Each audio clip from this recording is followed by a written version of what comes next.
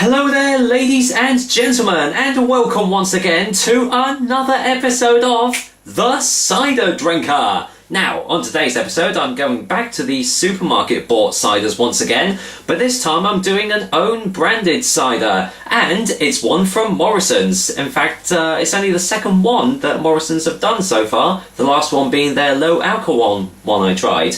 But apparently this is new as well, so might be the first one to review this, but it is Morrisons Vintage Cider. Now this is going to be quite interesting, because as you know I do like a good old vintage cider, so will this one stack up to the rest of them? We'll find out shortly, but until then, let's go and get the lowdown on Morrisons Vintage Cider.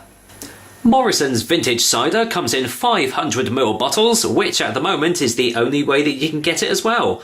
The alcohol percentage is 7.3% in volume, so a pretty standard vintage cider strength there. It doesn't actually say anywhere on the bottle if it's going to be sweet or dry tasting, although it does say bittersweet and bitter sharp, so it might be a medium. We'll find out. And the price is around about £1.50 for this bottle. Naturally, you might be able to get it for cheaper if it's on offer, so just keep on looking about. Well, unfortunately, it doesn't actually say much on the bottle, so it can't give you much more of a description for you guys here. It just says on the front, produced and bottled in Herefordshire. Now the thing that I've noticed with most own brand ciders, that they are usually co-produced with another cider maker. So I wouldn't be surprised if good old Henry Weston's has had their little hand in the making of this cider. Unfortunately, it doesn't actually say anywhere else, about anything, any other cider producers actually helping with them. It just says that it's made from WM Morrisons. A perfect pairing of bittersweet and bitter sharp cider apples, expertly blended by a family of West Country cider makers for more than 130 years. Oak matured, perfectly balanced, fruity and full-bodied. Pretty generic descriptions there. So, and literally on the back, I'm not even going to read this out, that is all you get. It's vintage cider. Well, that's what it says on the front, so that's what you hopefully should get. Once again, no fat women are allowed to have this cider, as it says right there. Sorry, fat ladies, you can't have this. So, that's it. Let's go and crack this bottle open and see what I make of it, shall we? Right. Let's go and get a little whiff in the bowl. Yeah, and straight away you're just getting those classic vintage cider smells. You're getting very dry, robust apple notes, a slight hint of oak as well, maybe a slight bit of wood or smoke as well. So yeah, pretty classic signs of a vintage cider here. So let's go and get this poured in the glass. Overall though, it doesn't actually smell too bad, so I'm actually quite looking forward to this.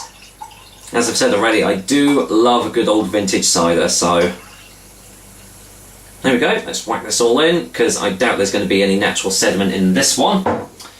And let's go and get a closer look at Morrisons Vintage Cider.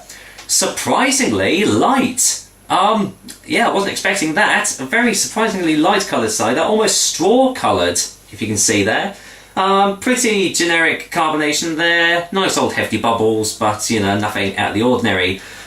But yeah, most other vintage ciders I've had a really deep amber sort of colour to them, but this one's surprisingly light, so hopefully that doesn't mean it's a bad thing. Let's go and see if there's any more smells in the glass. Not really. I mean, you're still getting all the same smells you got from the bottle, but they're just very, very diluted now, so I'm hoping that it's all going to be in the taste. So let's waste no more time. Cheers guys, here's to Morrisons Vintage Cider.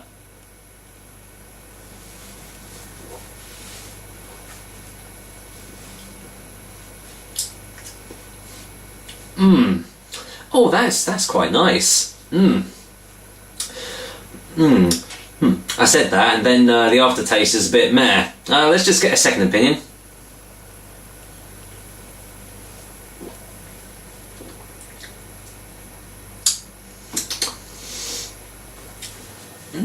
It's alright.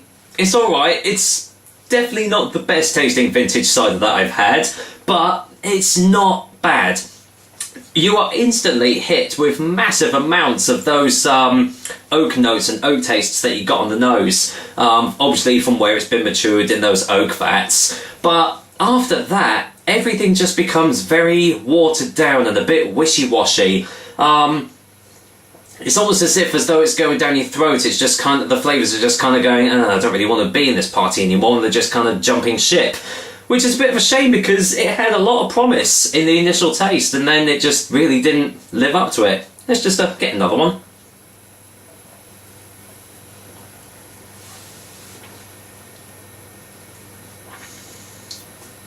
Yeah, you're getting very, very nice, dry, crisp apple notes on the initial taste as well. Which, to be honest, you think, oh yeah, this is an absolute winner, and then you're really not left with a lot at all. On the aftertaste, you are getting a slight bit of smokiness at the back of the throat, but as I've said, there's really not a lot else, which is a shame really. What I will say though is it has left my mouth with quite a dry finish as well, so it's at least keeping up that tradition for vintage ciders. But yeah, apart from that, I am getting a slight bit of clogging up at the back of the throat, which you don't really tend to get with vintage ciders. Vintage ciders tend to, not have any sugars or sweeteners or anything to like add a touch of sweetness to it. Let's just get another one.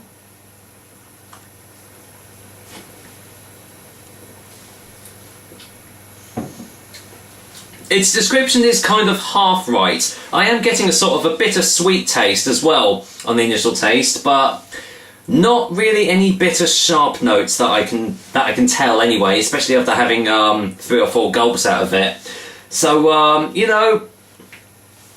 it's alright. It's not bad. I mean, for the price that I got it, £1.50, you don't expect much from stuff like that, especially from, an own branded cider. But I tell you what, this isn't too bad. So, well, let's go get a final taste before the final verdict, because that's pretty much all I have to say.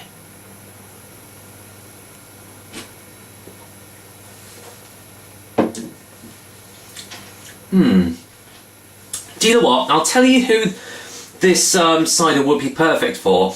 If you're just starting out, trying out all these different sort of ciders, because you got your medium dries, your medium sweets, and then obviously you've got your vintages, and you kind of put back by the strength and everything. You think, wow, 7.3%. That's quite high. I'm normally quite accustomed to 4.5 or 5%ers. I'll tell you what, this is an absolutely perfect starting cider to have, because it doesn't have the intenseness that some other vintage ciders have, but it's got just enough flavour and character to it to make you differentiate between a vintage cider and all the other different types.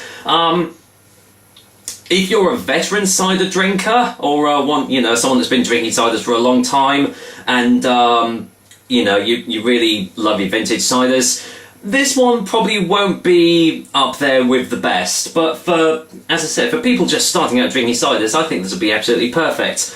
For me though, with the tastes and everything, it's harmless enough. It's got nice flavours to begin with, but apart from that, not a lot else going about it. So for that, I'm going to go and give Morrisons Vintage Cider a 6 out of 10. So yeah.